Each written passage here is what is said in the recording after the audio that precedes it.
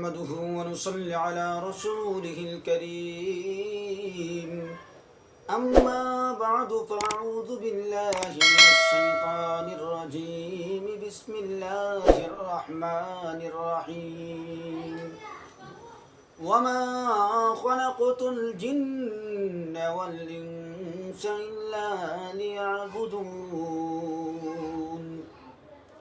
আল্লাহ রাব্বুল আলামিন বলেন, আমি জিন এবং মানব জাতিকে বানাইলাম আমার কল্যাণের জন্য, আমার গোলামি করার জন্য।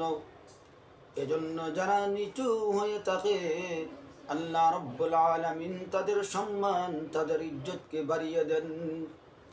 বিশ্বনবী বলেন, যারা আল্লাহর কুদরতি পায়ের মধ্যে সিজদা করে, যারা নামাজ আদায় করে, আল্লাহ রাব্বুল আলামিন দুনিয়াতে তাদের ইজ্জত, তাদের সম্মানকে বাড়িয়ে দেন।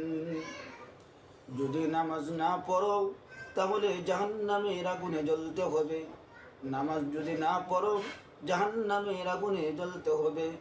কবরের মধ্যে জাহান্নামের ফেরেশতারা আইসা মুনকার নেকিরা যখন প্রশ্ন করবে, মার রব্বুকা ওয়া মা দীনুকা ওয়া মা হাযার রাজুল, এই তিনটে প্রশ্নের উত্তর যদি না দিতে পারো গো, তাহলে জাহান্নামে জ্বলতে হবে, কবরের মধ্যে শাস্তি হবে।